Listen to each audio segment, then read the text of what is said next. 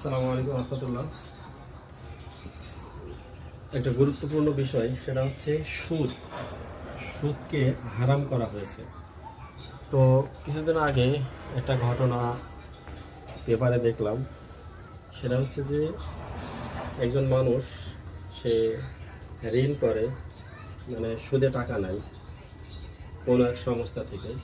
তো টাকা নেয়ার পরে ওই টাকা পরিশোধ করার আগেই লোকটা মারা যান। তার মানে কিছু ঋণ তার থেকে যায়, ওই অবস্থায় মারা যায়। তো এটা আসলে কত বড় অন্যায় বা কত বড় পাপ মানুষ যদি জানতো, তো সে না খেয়ে থেকেও, সে না খেয়ে থাকতো, তবু সে সুদে টাকা নিত না বা ঋণ করতো না। তো একটা ঘটনা যেটা ব্যাপারে দেখলাম প্রথম আলোতে, সে বিষয়টা হচ্ছে এমন যে একজন ব্যক্তি ঋণ করার পরে, ঋণ পরিশোধ করার আগে সে মারা গেছে। কিন্তু মারা গেলে আমাদের সমাজে যেটা দেখা যায় যে মানুষকে খাওয়ানো বা মানুষকে দাওয়াত দিয়ে বাড়ির উপর নিয়ে এসে আয়োজন করে খাওয়ানো।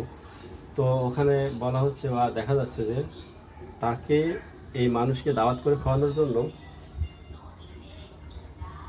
তার আত্মীয় স্বজনরা আবার কি করছে, আবার ঋণ করছে, মানে সুদে টাকা নিছে। তো নেওয়ার পরে মানুষকে আয়োজন করে খাওয়াইছে। তাহলে আমাদের বুদ্ধি বিবেক কেমন, যে একজন ব্যক্তি ঋণ করে সে মারা গেছে, আবার সে সবাই মিলে যদি সহযোগিতা করে তার ঋণটা পরিশোধ করতো, তাহলে হয়তো সে কবরের আযাব থেকে মুক্তি পেত বা কবরের আযাবটা কম হতো। তো এখানে দেখা যাচ্ছে যে মানুষ কি করছে, আরও ঋণ করে মানুষকে তারা কি করছে, খাওয়াচ্ছে। তো এখানে বলা হয়েছে যে সুদ, এটা হচ্ছে হারাম।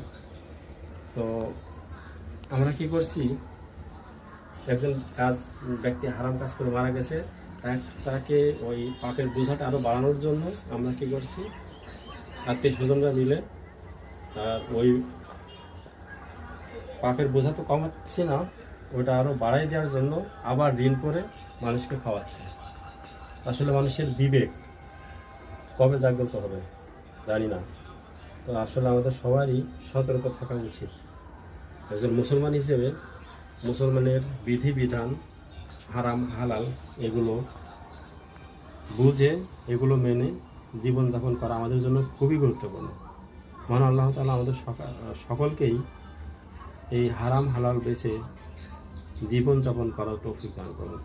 আসসালামু আলাইকুম ওয়া রাহমাতুল্লাহ।